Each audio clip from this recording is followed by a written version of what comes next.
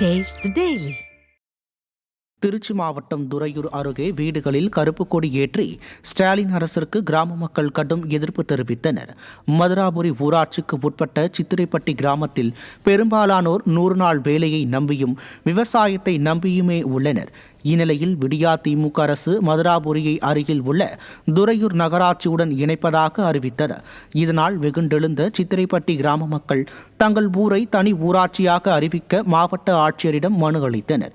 தொடர்ந்து அதனை நினைவூட்டும் விதமாக தங்கள் வீடுகளின் முன்பு கருப்பு கொடி தோரணங்கள் கட்டி ஸ்டாலின் அரசிற்கு எதிர்ப்பு தெரிவித்தனர். கோரிக்கை நிறைவேற்றப்படாவிட்டால் போராட்டங்கள் தொடரும் என்றும் அவர்கள் எச்சரித்துள்ளனர்.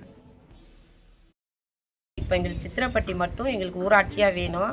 ஏன்னா நாங்கள் அன்றாட மக்கள்லாம் கூலி வேலை தான் செஞ்சிட்ருக்குறோம். 100 நாள் வேலை திட்டம் வேணும்.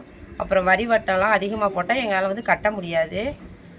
தண்ணீர் பற்றாக்குறையாக இருக்கும். எங்களால் போர் கிடையாது வீட்டுங்களில். அன்னன்றாடு பைப்பில் வர தண்ணி தான் நாங்கள் பிடிச்சி நாங்கள் இது யூஸ் பண்ணிக்கிட்டு இருக்கிறோம். எங்களுக்கு நாங்கள் மாவட்ட ஆட்சித்தலைவர்கிட்ட 6ஆம் தேதி போய் மனு கொடுத்தோம். தென்கிழக்கு அரபிக்கடல் மற்றும் பூமத்திய ரேகையை ஒட்டிய இந்திய பெருங்கடல் பகுதிகளில் வளிமண்டல கீழடுக்கு சுழற்சி நிலவுவதால் தமிழகத்தில் ஒரு சில இடங்களிலும் புதுவை மற்றும் காரைக்கால் பகுதிகளில் லேசானது முதல் மிதமான மழை பெய்யக்கூடும் என்று சென்னை வானிலை ஆய்வு மையம் தெரிவித்துள்ளது.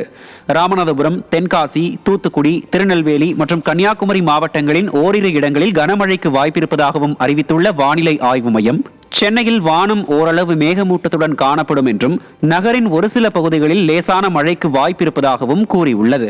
சென்னையில் அதிகபட்ச வெப்பநிலை 30 முதல் 31 டிகிரி செல்சியஸாகவும் குறைந்தபட்ச வெப்பநிலை 24 டிகிரி செல்சியஸை ஒட்டியும் இருக்கும் என்றும் தென் தமிழக கடலோர பகுதிகளான குமரிக்கடல் மற்றும் அதனை ஒட்டிய மன்னார் வளைகுடா பகுதிகளில் இடையிடையே மணிக்கு 55 கிலோமீட்டர் வேகத்தில் சூறாவளி காற்று வீசும் என்றும் வானிலை ஆய்வு மையம் தெரிவித்துள்ளது.